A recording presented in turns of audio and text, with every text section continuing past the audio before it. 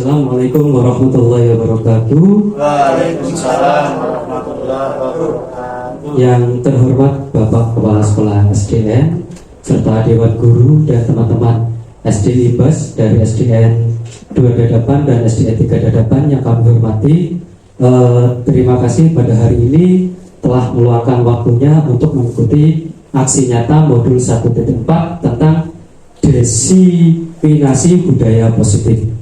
Alhamdulillahirrahmanirrahim, kita diberi kesehatan, keselamatan untuk kegiatan pagi hari ini, untuk kegiatan siang hari ini.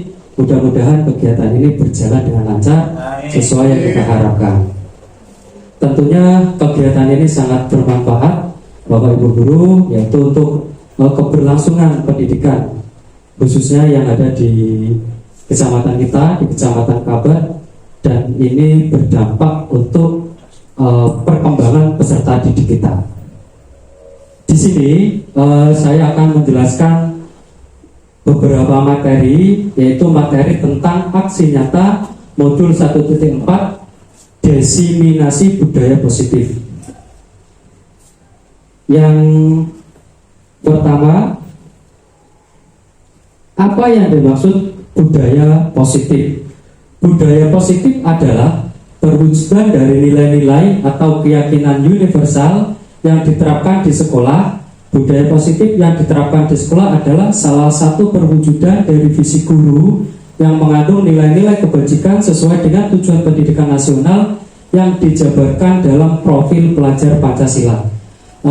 Tentunya untuk visi guru, khususnya saya, kemarin sudah saya jabarkan. Kenapa saya ambil tema karakter disiplin? Karena memang kita darurat karakter.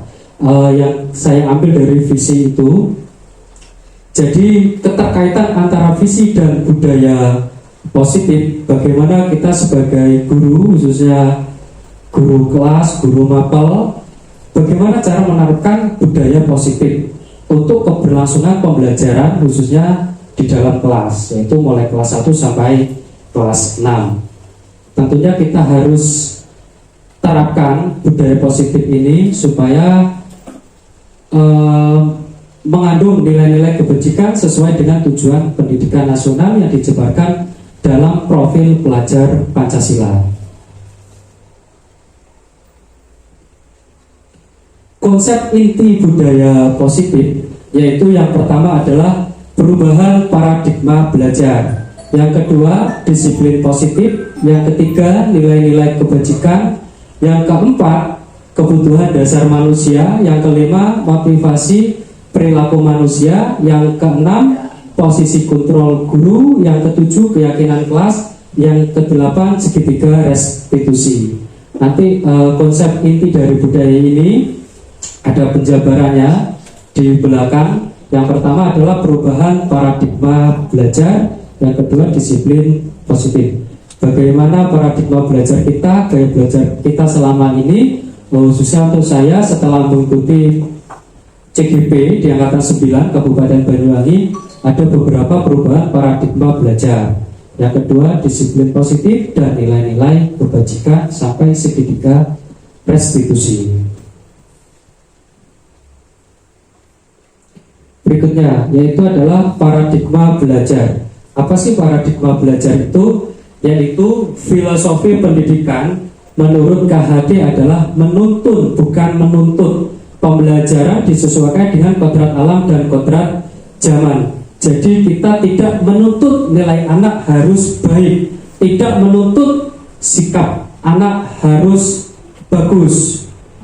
Jadi kita sekarang adalah menuntun. Bagaimana menuntunnya? Yaitu menuntun sesuai perkembangan belajar anak-anak yang menyesuaikan kodrat alam dan kodrat zaman. Jadi tingkah laku tidak kita tuntut, tapi sekarang itu penekanannya adalah menuntun. Bagaimana menuntun perkembangan peserta didik kita supaya anak-anak itu mengikuti kodrat alam dan kodrat zaman. Mungkin kodrat zamannya sekarang sudah berbeda dengan beberapa tahun yang lalu. Mungkin kalau sekarang ini sudah dikenal dengan generasi Z ya, kalau nggak salah, dan kodrat alam. Jadi anak-anak kalau dulu, mungkin kalau saya masih SD atau SMP, itu tidak ada handphone, tidak ada gadget, tidak ada laptop. Jadi belajarnya secara mandiri atau manual, mengandalkan buku-buku, lihat di buku perpustakaan. Tapi kalau sekarang anak-anak kita ini sudah berbeda. Anak-anak kita ini sudah bisa menggunakan gadget untuk pembelajaran. Yang kedua, pembelajaran berpihak kepada murid. Murid diberi kebebasan untuk belajar sesuai potensi yang dimiliki. Berpihak kepada murid ini, kita harus berpihak pada perkembangan peserta didik. Jadi tidak hanya kita menguasai kelas dalam pembelajaran, tetapi pada keberpihakan kepada murid kita. Bagaimana cara pembelajaran anak-anak yang aktif, kreatif, inovatif, dan menyenangkan. Jadi tidak seperti pembelajaran yang dulu, pembelajaran berpihak kepada murid. Yang ketiga adalah pembelajaran menekankan pendidikan karakter sesuai dengan dimensi profil pelajar Pancasila.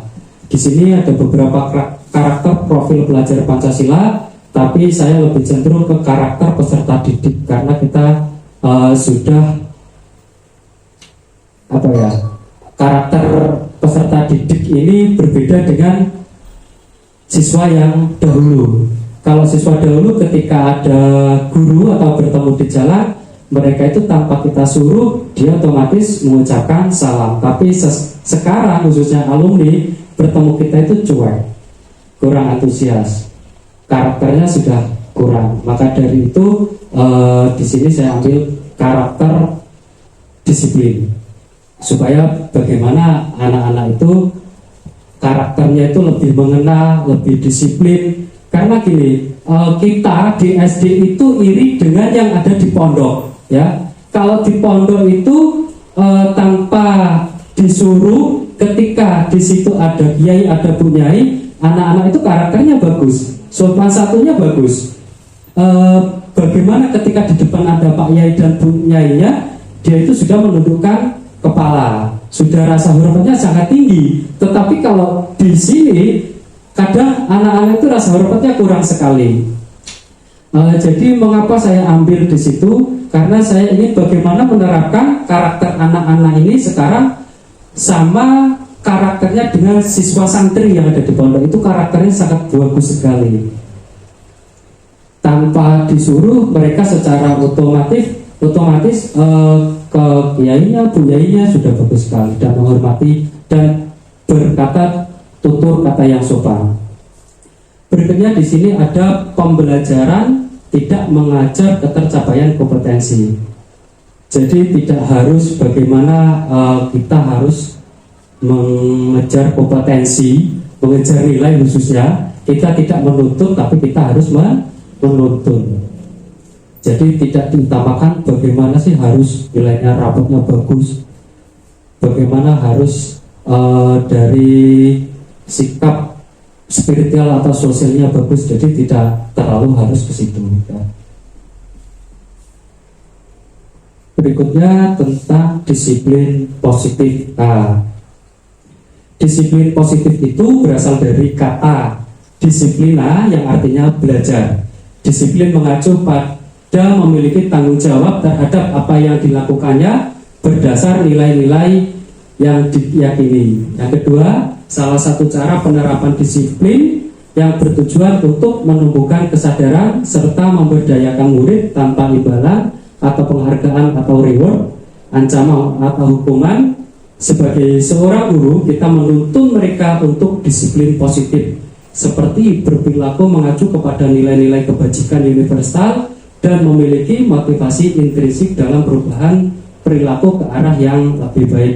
Mungkin sebelum saya lanjutkan, biar Bapak Ibu Dewan Guru lebih semangat, mungkin Bapak Diki untuk memimpin ice breaking pada hari ini. Kata Pak Widi, monggo Pak Widi dipimpin ice breaking pada kegiatan hari ini supaya tidak ngantuk, teman-teman.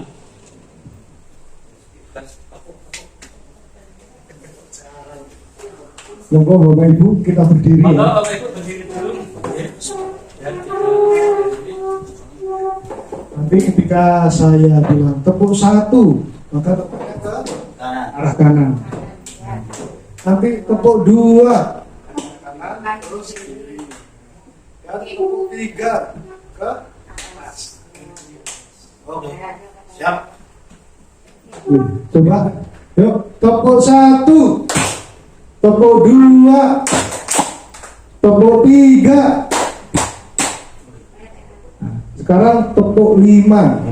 Tepuk 4. Oh iya, 4 dulu. Kalau 4, kanan 2, kiri 2. Yuk, tepuk 4. Nah. Ya, tepuk 4. Ya, sekarang tepuk 5, nanti diakhiri ke atas. Tepuk 5. Yuk, coba ya. Nah, tepuk 3. Tepuk 5. Tepuk 1. Tepuk 2. Tepuk 5. Tepuk 4.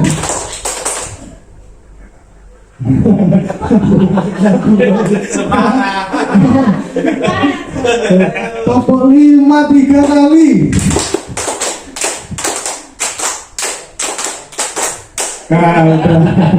Terima kasih Pak Widi. Oke, terima kasih atas ice breaking-nya Pak Widi.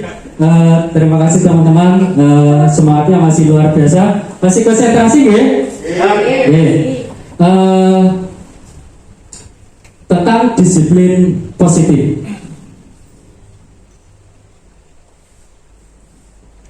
Berikutnya tentang nilai-nilai kebajikan, yaitu Ki Hajar Dewantara maupun Diana Gus mengartikan disiplin sebagai bentuk kontrol diri, yaitu belajar untuk kontrol diri agar mencapai suatu tujuan mulia.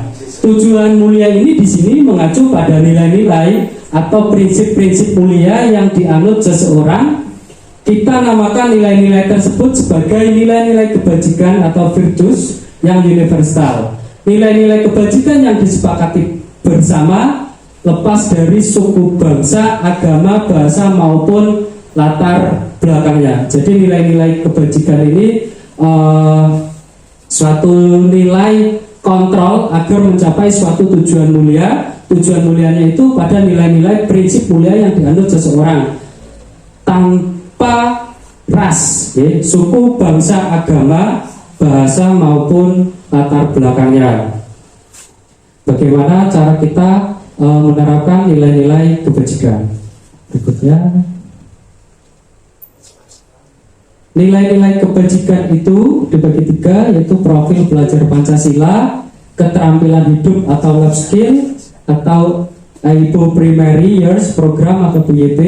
Yang pertama, profil belajar Pancasila, 6 dimensi profil belajar Pancasila. Keterampilan hidup atau life skill apa saja, yaitu dapat dipercaya, pendengar yang aktif, tidak merendahkan orang lain, dan memberikan yang terbaik dari diri. Kalau PYP-nya adalah toleransi, rasa hormat, integritas, mandiri, menghargai, antusias, empati, keingintahuan, kreativitas, kerja keras, dan percaya diri. Itu beberapa nilai-nilai kebajikan dari profil belajar Pancasila, keterampilan hidup, dan PYP-nya.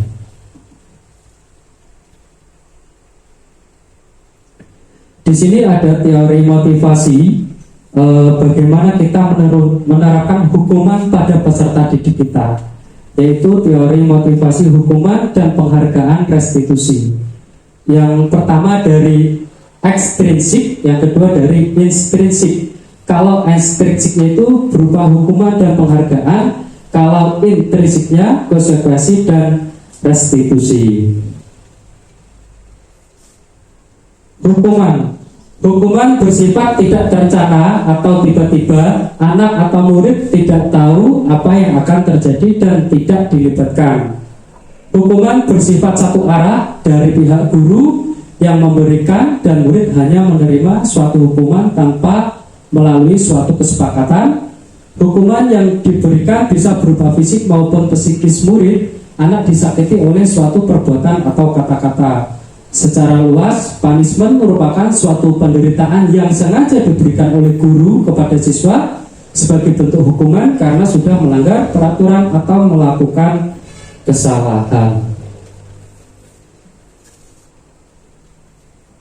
Penghargaan atau reward. Apa itu penghargaan atau reward?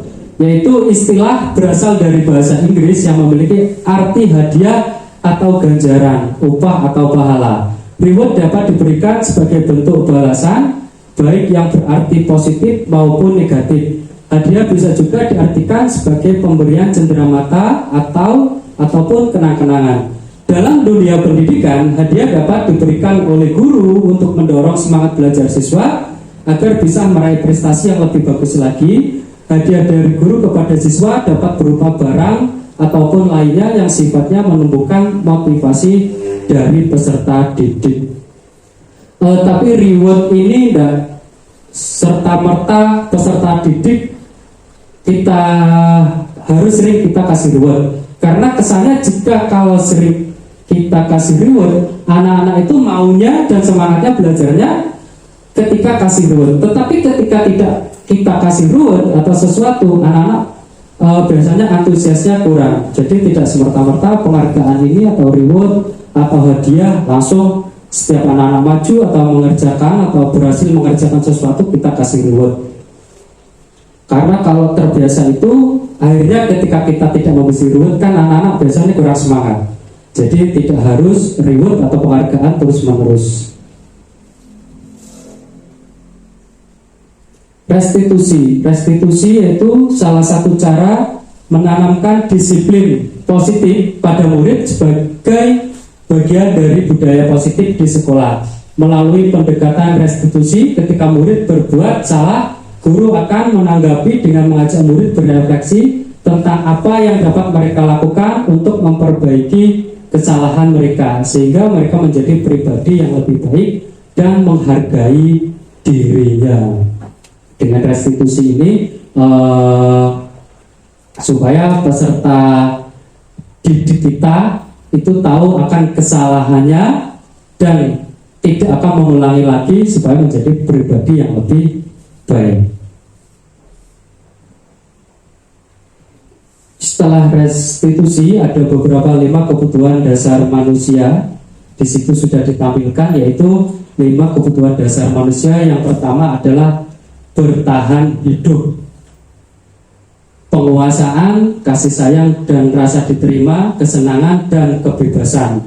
5 kebutuhan dasar manusia. Seluruh tindakan manusia memiliki tujuan tertentu. Semua yang kita lakukan adalah usaha terbaik kita untuk mendapatkan apa yang kita inginkan. Ketika kita mendapatkan apa yang kita inginkan, sebetulnya saat itu kita sedang memenuhi satu kebutuhan dasar kita. Ketika seseorang murid melakukan sesuatu perbuatan yang bertentangan dengan nilai-nilai kebajikan atau melanggar peraturan, hal itu sebenarnya dikarenakan mereka gagal memenuhi kebutuhan dasar mereka.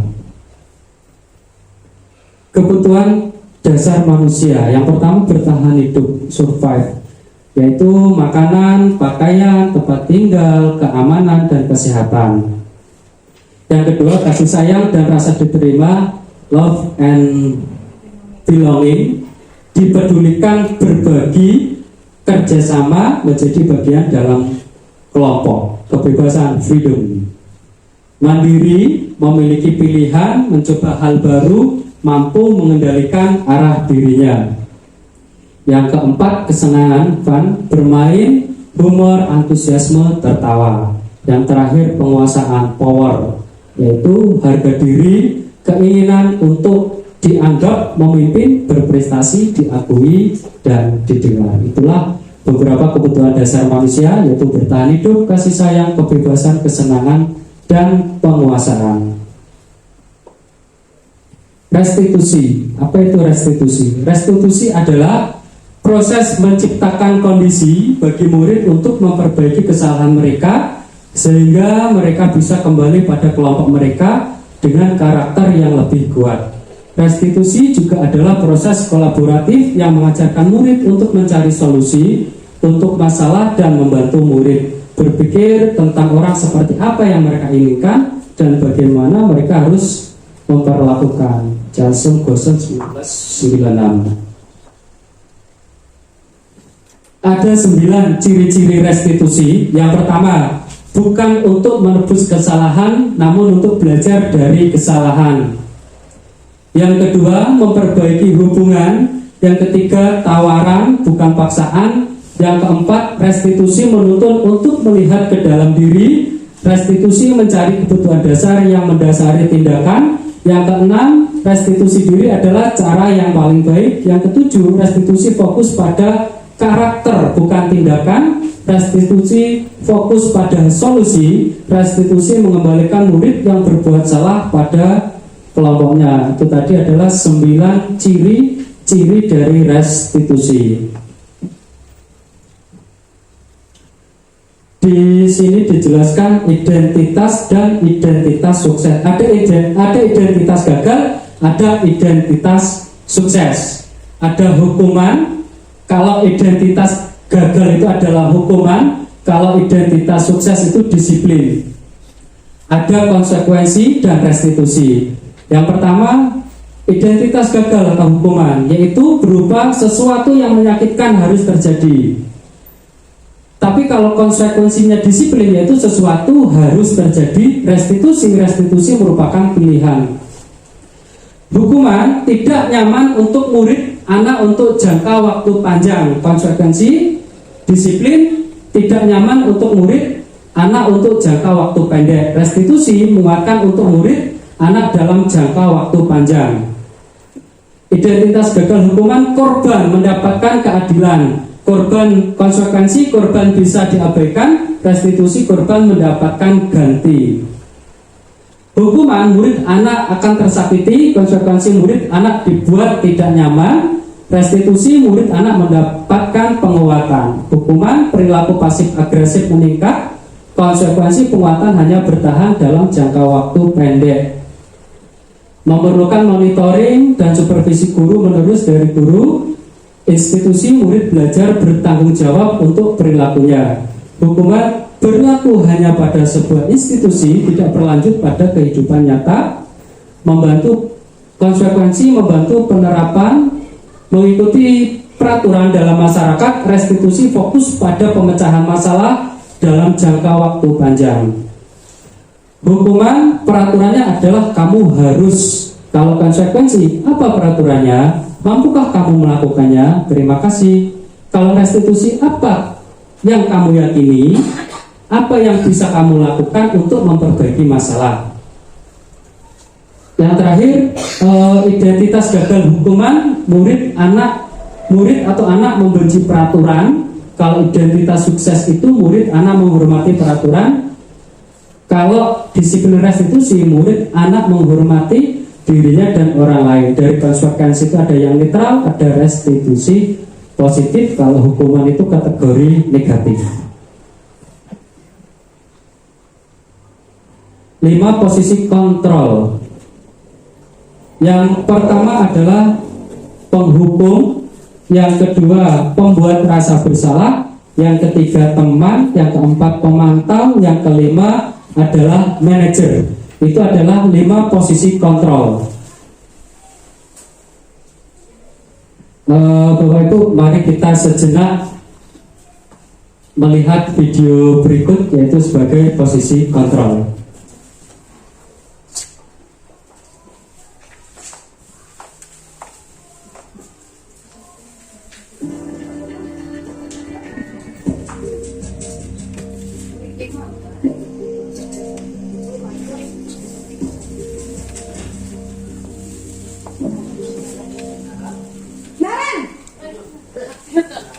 Sini kamu.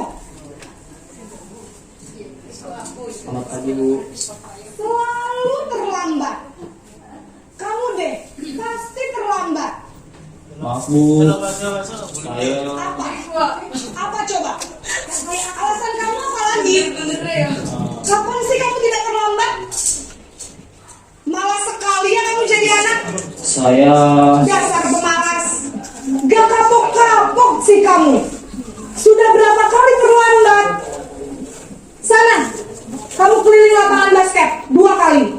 Kenapa saya harus keliling lapangan basket, Bu? Kenapa? Kamu melawan ibu? Berani-beraninya jawab. Sudah terlambat, masih berani jawab pula. Sekarang, keliling lapangan basket 5 kali sekalian. Biar kapok. Cepat! Pergi sana ke lapangan basket.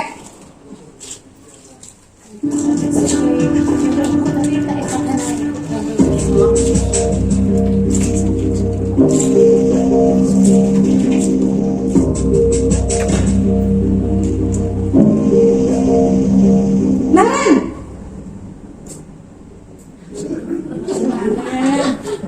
Selamat pagi, Bu.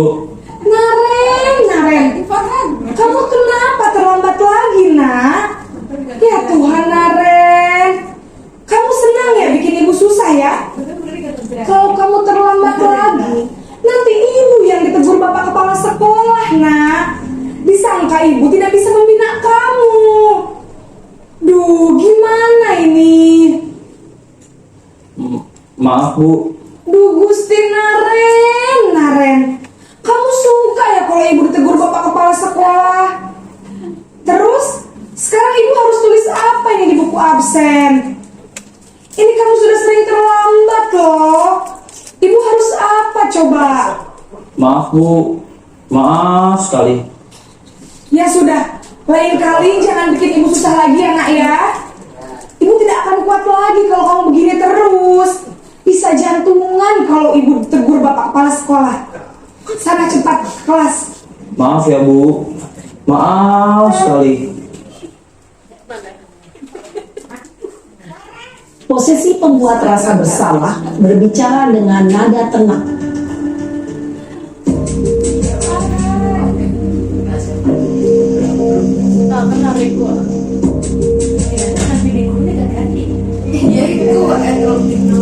Naren,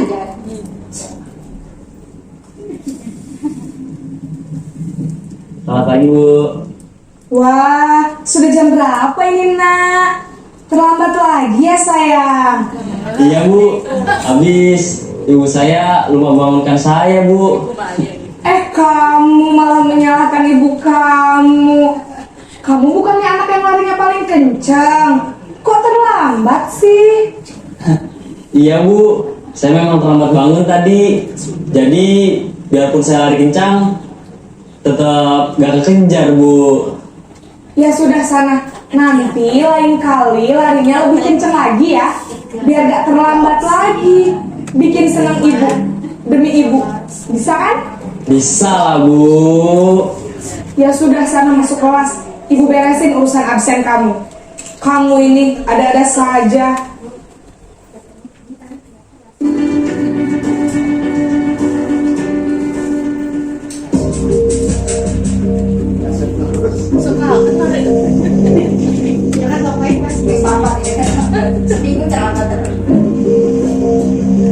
Naren,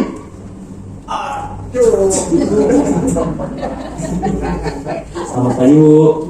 Naren, apa peraturan sekolah kita tentang jam berapa kita harus masuk sekolah, nak? Kita harus di sekolah jam 7, Bu. Iya betul, sekarang sudah jam 7.20. Naren sudah tahu konsekuensinya jika terlambat hadir. Paham, Bu. Saya harus tinggal kelas pas jam istirahat selama 20 menit. Iya benar, konsekuensinya demikian. Jadi nanti jam 9.30 pas istirahat, kamu harus tinggal di kelas, kerjakan tugas tambahan untuk ketertinggalan kamu, ya? Baik, Bu.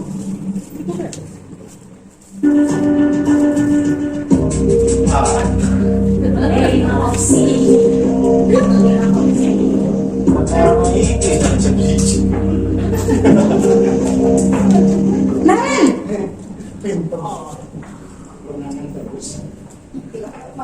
Selamat pagi, Bu. selamat pagi Naren.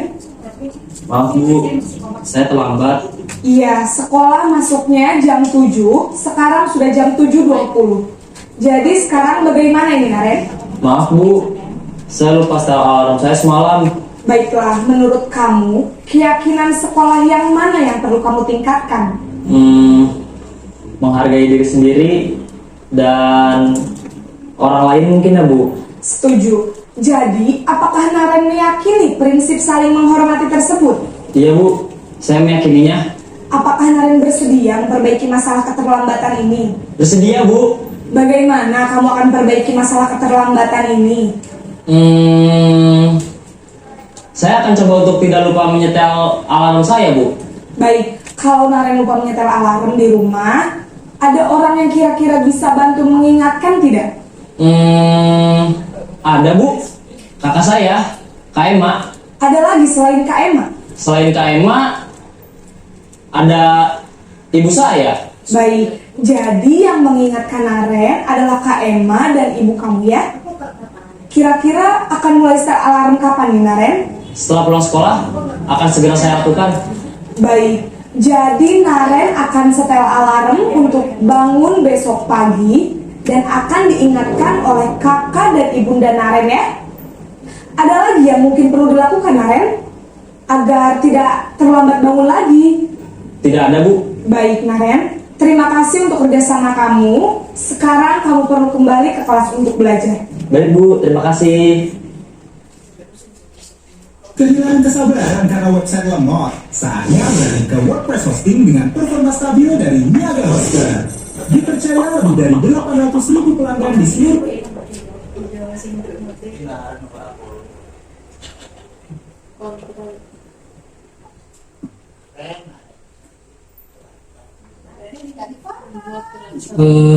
Itu tadi sebuah cuplikan video, yaitu 5 posisi kontrol, yaitu pertama adalah penghukum, pembuat rasa bersalah, teman, pemantau, dan manajer.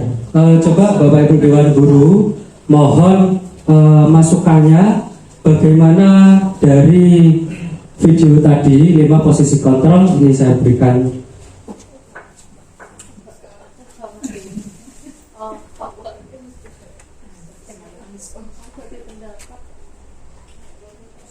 Jadi nanti Bapak Ibu menuliskan, saya kasih waktu 2 menit.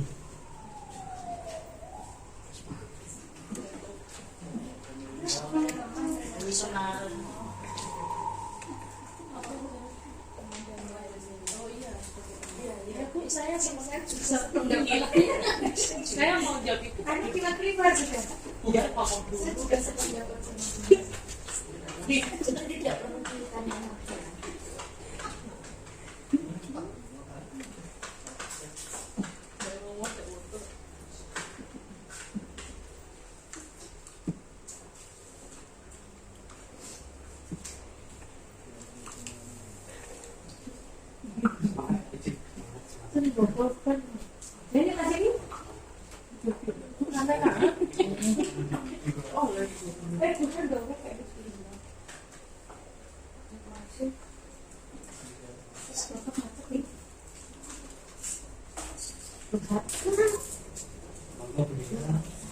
Bubar, Maya, tidak apa-apa kalau mau ngisi, seikhlasnya. Monggo. Monggo Pak Ikram.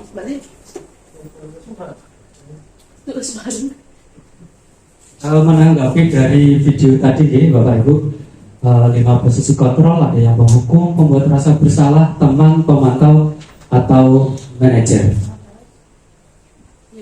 Bagaimana tanggapan Anda tentang video tadi dari 5 posisi kontrol?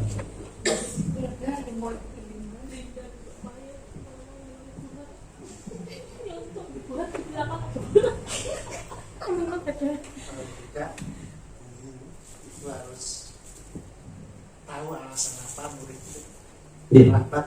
Iya.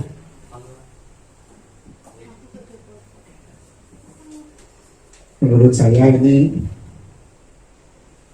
guru harus tahu alasan apa yang dibuat murid itu sampai terlambat. Harus ditanyakan sebenarnya, nggak langsung dimarahi terus muridnya. Oh, iya. Jadi murid harus tahu alasannya yang mungkin di rumah itu Iya. Iya. punya masalah dengan orang tua, nggak ada, keluarga mungkin berantakan, kan kita nggak tahu. Harus Iya. Iya. Iya. lebih ke dalam gurunya Iya. untuk Iya. menanya. Iya. Belajar, terima kasih. Oh, oke, matur nuwun Bapak Kepala Sekolah SD 1 Dadapan. Terima kasih dan Tanggapannya sangat luar biasa. Tepuk tangan untuk Bapak Kepala Sekolah kita. Jadi gini ya Bapak Ibu, kalau 5 posisi kontrol, kalau contoh di SD kita ya, monggo sambil nulis memberikan tanggapan video tadi. Oke, dikasih nama Bu, nama kelas gak usah nama saja, nama guru. Contoh di SD kita itu banyak permasalahan dan problem, terutama dari latar belakang siswa. Kenapa? Karena rata-rata apa letak geografis ya, yang membuat siswa kita itu terkadang kurang perhatian orang tua. Karena dari Kabupaten Banyuwangi ini rata-rata orang tuanya mencari kerja di Pulau Bali. Akhirnya beberapa siswa di sekolah kita itu kurang apa ya, kurang kasih sayang seperti yang disampaikan Bapak Kepala Sekolah kita tadi. Ya, kurang kasih sayang. Mungkin ibunya yang kerja di Bali, ayahnya yang kerja di Bali, jadi anaknya kurang perhatian. Dan biasanya anak-anak yang kurang perhatian itu suka mencari perhatian di dalam kelas. Itu kemarin sama Pak PP sudah saya komunikasikan, sudah saya ceritakan permasalahan yang menonjol siswa kita khususnya di SDN 1 Dadapan, yaitu banyak anak didik kita yang ditinggal orang tuanya bekerja di Bali, rata-rata kerjanya di Bali, sehingga hak asuhnya kurang maksimal. Mungkin itu kalau dari permasalahan hak asuh. Kebanyakan banyak ditinggal kerja keluar kota. Yang kedua dari tingkat perceraian. Kenapa? Karena ada beberapa siswa itu orang tuanya bercerai. Akhirnya si anak ini ditinggal dan dititipkan ke nenek atau kakeknya. Tapi hak asuhnya berbeda dengan hak asuh orang tua. Itu yang kedua. Yang ketiga mungkin Pak Ikram, permasalahan dari peserta didik kira-kira apa? Bapak bisa memberikan tanggapannya? Ya, terima kasih. Biasanya dari wali muridnya juga dikarenakan kerjanya juga terlalu pagi ataupun pulangnya terlalu malam, jadi anak-anak jarang terkontrol dalam pembelajaran. Memang benar kebanyakan dari wali murid itu banyak yang kerja di luar negeri atau di luar kota, jadi anak-anak sering dititipkan kepada kakeknya atau neneknya, maka sedangkan kakek dan nenek sering memanjakan anak tersebut, jadi kurangnya dari pembelajaran di rumah. Mungkin seperti itu. Oke, terima kasih Pak Ikram. Itu beberapa permasalahan peserta didik kita nih. Mungkin bisa menambahkan dari Bu Ida selaku guru agama. Silakan berikan tanggapan saja, sepatah atau 2 kata, ada apa? Monggo Bu Ida, kalau dari kacamata jenengan untuk guru PAI, bagaimana menghadapi peserta didik kita? Menanggapi 5 posisi kontrol, Pak. Boleh menanggapi itu, boleh. Menanggapi dari 5 posisi kontrol tadi, saya lebih setuju dengan poin ketiga, 4, dan 5, yaitu sebagai teman, pemantau, dan manajer. Karena dengan ketiga posisi tersebut, siswa akan mengetahui kesalahannya dan bisa memperbaiki diri agar lebih baik lagi, sehingga menumbuhkan karakter yang baik dalam diri siswa. Oke, terima kasih. Jawabannya sangat luar biasa. Tepuk tangan untuk guru kita, Bapak Ibu. Terima kasih. Oke, itu tadi Bapak Ibu 5 posisi kontrol, yaitu pertama penghukum, pembuat rasa bersalah, teman, pemantau, atau manajer. Dan kita sudah melihat contoh dari video tadi, yaitu di sini ada beberapa contoh, selain dari video tadi, yaitu pertama di sini ada kasus tentang memakai sepatu selain warna hitam. Yang pertama yaitu posisi penghukum. Mungkin kalau sepatu selain warna hitam itu sering yang terjadi di sekolah kita, Yang pertama sebagai posisi penghukum, yaitu dicontohkan, ya sudah, kamu melanggar peraturan sekolah, kamu salah, sudah terlambat, salah pula warna sepatunya, segera buka sepatumu. Kalau tidak bisa mengenakan warna sepatu sesuai peraturan. Di sini indikatornya yaitu menggunakan hukuman verbal, yaitu kalimat keras, tidak memikirkan dari dampak dari ucapan yang mungkin akan menjatuhkan mental murid. Indikator yang kedua, nada suara tinggi yang menyalahkan. Di sini posisi penghukum. Yang kedua, contohnya masih sama kasusnya, yaitu memakai sepatu selain warna hitam, yaitu posisi pembuat rasa bersalah. Padahal sudah sering Bapak ingatkan, tetapi kamu langgar dan kamu sudah membuat kecewa Bapak. Indikatornya yaitu ada rasa kecewa, menekankan murid, adalah orang yang mengecewakan. Yang ketiga,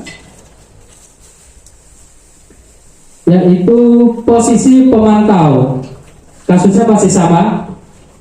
Tidak, kamu telah melanggar peraturan sekolah. Kalau tidak sanggup, ambil sepatu di rumah atau diantarkan sepatu ke sekolah. Ya sudah, kamu tidak bersepatu saja. Seharian di sekolah, sekarang copot sepatumu dan silakan belajar tanpa sepatu seharian. Indikatornya adalah bertindak sesuai peraturan, tidak menunjukkan emosi yang berlebihan.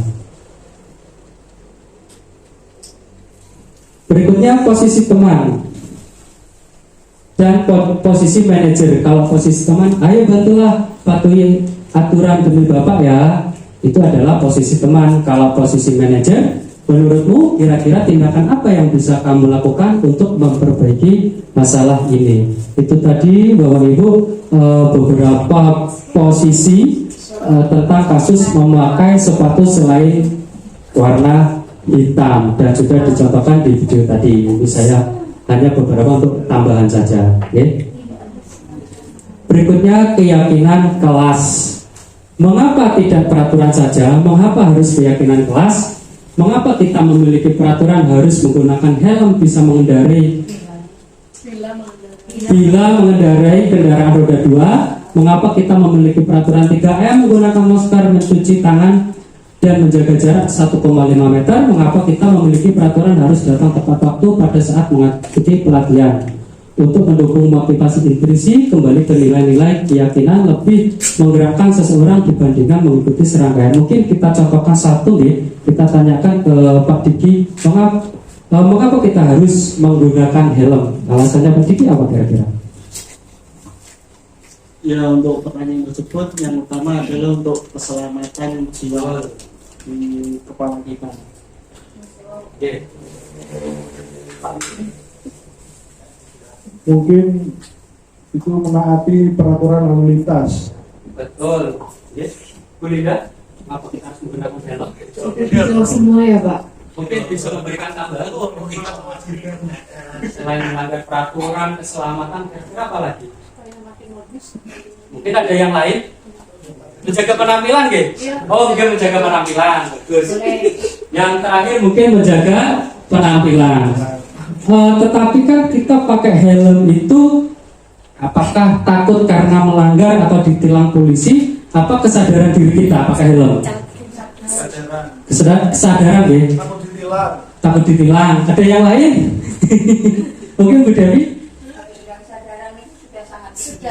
Kesadaran sangat tinggi. Karena gini, kalau di kota tentunya kita keluar pun kita sudah menggunakan helm, tapi berbeda dengan di desa, di daerah pelosok. Meskipun bepergian jarak dekat atau jauh, biasanya tidak menggunakan helm. Tapi betul katanya Buar, dengan kesadaran yang sangat tinggi, kita selalu mematuhi peraturan, karena helm ini sebagai dari keselamatan. Mungkin yang terakhir dari penampilan, ya. Itu ibu-ibu. Berikutnya keyakinan kelas, yaitu budaya positif, lingkungan positif. Keyakinan kelas yaitu peraturan kelas.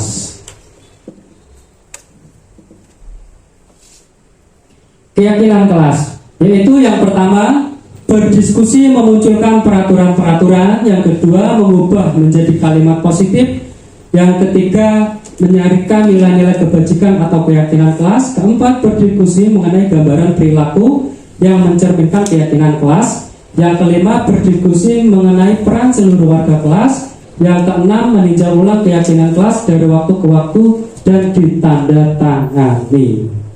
Itulah beberapa keyakinan kelas, ya.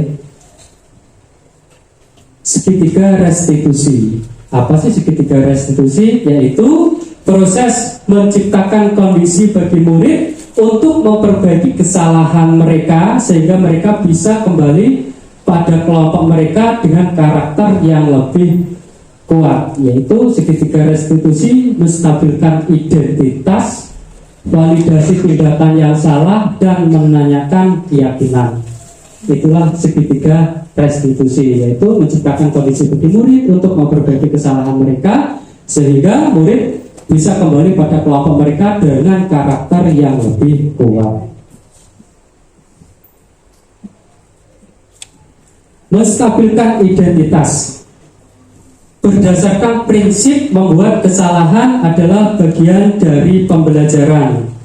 Berbuat salah itu wajar, tidak ada manusia yang sempurna. Ibu bapak juga pernah melakukan kesalahan. Ibu bapak tidak mau mencari siapa yang salah, tapi ibu bapak ingin mencari solusi dari permasalahan ini. Kamu berhak merasa begitu. Itu tadi berdasarkan prinsip membuat kesalahan adalah bagian dari pembelajaran.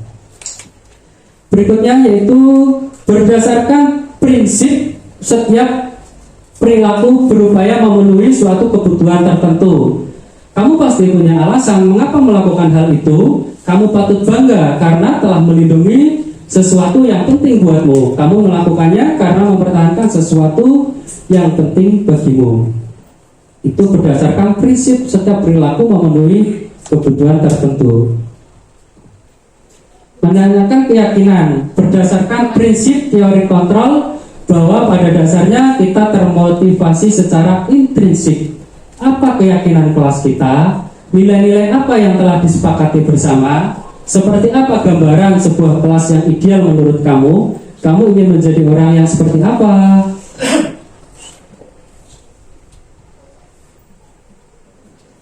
Di sini ada penerapan segitiga restitusi. Mari kita amati video berikut, ya. Monggo, gak apa-apa. Nih, dipulangkan, monggo, gak apa-apa.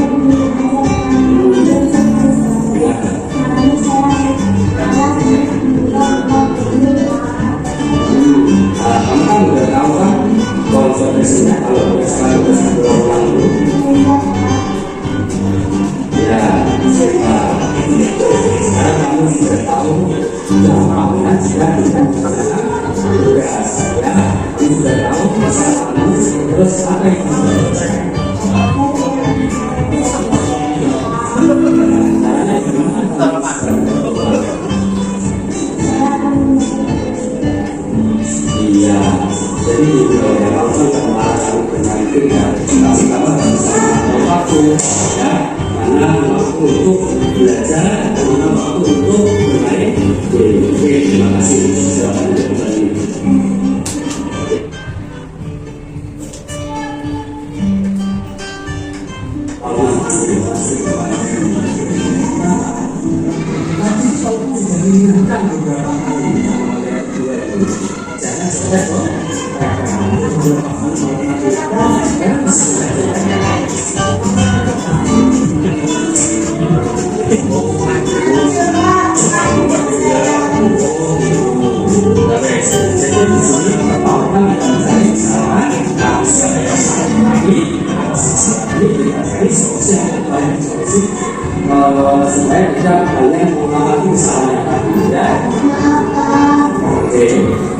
Coba kalau tanya kenapa tadi saya ngobrol yang sama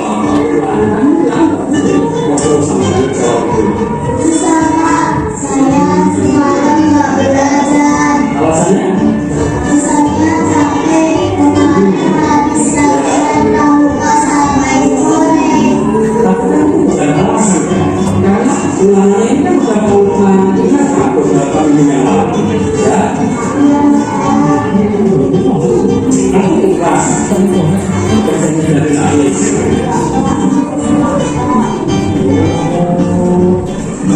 Nah, kalau mau memaksakan tidak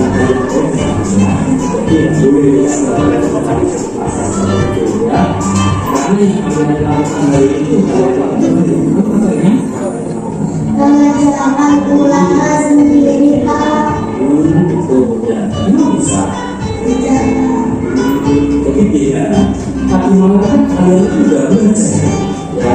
Jadi kamu itu harus percaya diri dengan hasil sendiri ya. Tapi kemarin sudah belajar, sudah siap ya. Sudah siap untuk mengerjakan ulangan. Kalau contoh-contohkan tambah tanpa mengeja belajar ke mana ya. Jadi kalian harus yakin mengerjakan ulangan. Terima kasih ya Pak. Oke, baik, terima kasih. Berarti saya sudah belajar kesalahan kan? Sekarang sudah mengerjakan ulangan ya. Oke, sama-sama. Selamat mengerjakan.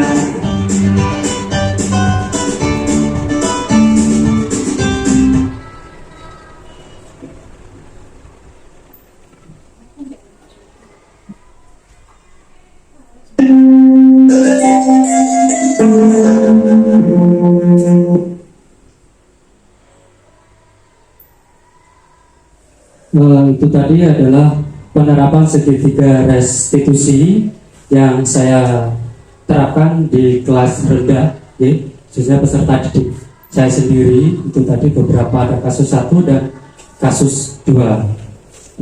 Alhamdulillah Bapak Ibu, tidak terasa kegiatan pada hari ini sudah berjalan dengan lancar dan sudah mendekati waktu selesai. Dan saya mohon Bapak Ibu menuliskan refleksi pada kegiatan hari ini, apa yang jenengan dapatkan dari kegiatan ini tentang segitiga restitusi, disiplin positif. Moga Bapak Ibu tuliskan hasil pada kegiatan aksi nyata 1.4 di modul 1.4 ini. Moga Bapak Ibu tuliskan sesuai dengan yang Bapak Ibu dapatkan. Monggo, waktunya 5 menit. Ya. Monggo Pak Ikrom menuliskan refleksi dari kegiatan hari ini, apa yang jenengan dapatkan pada kegiatan siang ini. Monggo dituliskan refleksinya di lembarannya tadi, di baliknya tidak apa-apa Bapak Ibu. Dilanjutkan di situ aja.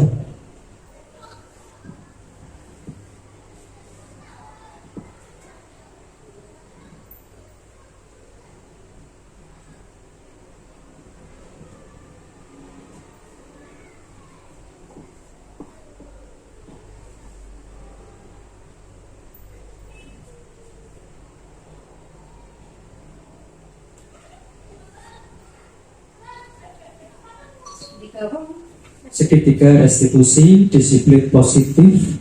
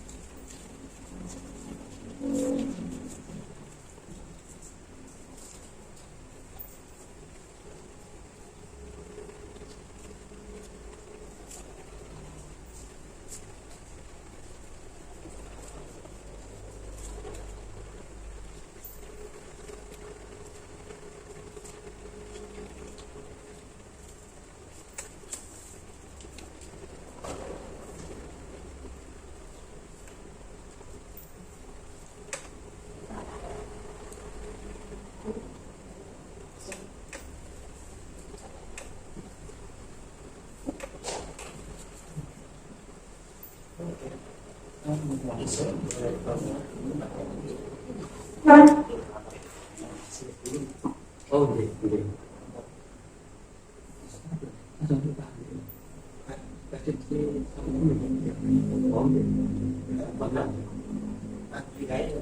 Andri langsung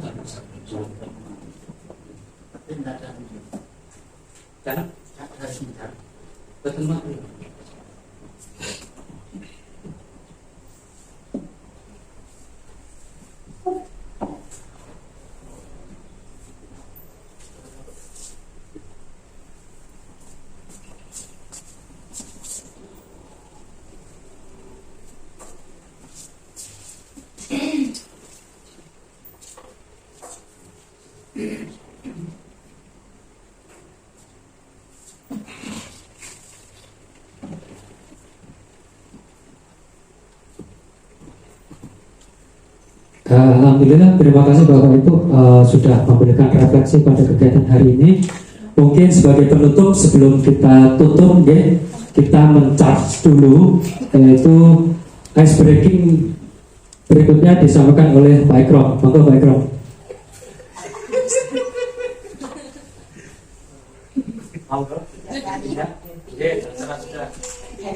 Ya, terserah gerakan nari monggo pun juga.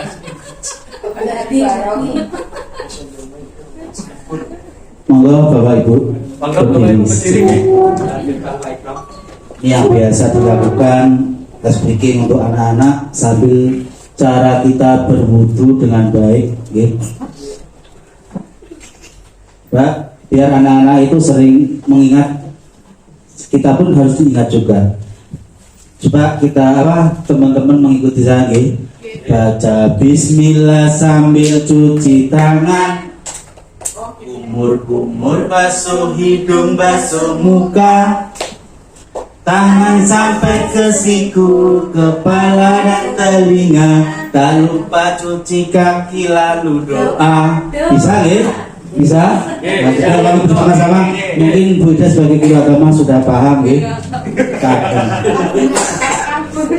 lagi baca Bismillah sambil cuci tangan. Prok prok prok, kumur-kumur basuh hidung, basuh muka. Prok prok prok, tangan sampai ke siku, kepala dan telinga. Tak lupa cuci kaki lalu doa. Prok prok prok. Ya, terima kasih.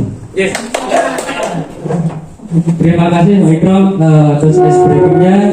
Alhamdulillah Bapak Ibu, kegiatan kita hari ini sudah selesai, sudah berjalan dengan lancar, dan terima kasih Bapak Ibu Dewan Guru SDN 1 Dadapan, SDN 3 Dadapan, SDN 2 Dadapan, dan Bapak Kepala Sekolah. Alhamdulillah berjalan dengan lancar. Semoga kegiatan aksi nyata modul 1.4 ini berguna dan bermanfaat bagi perkembangan peserta didik kita, khususnya yang ada di Kecamatan Kabat dan Kabupaten Banyuwangi. Bila taufiq wal hidayah, wassalamualaikum warahmatullahi wabarakatuh.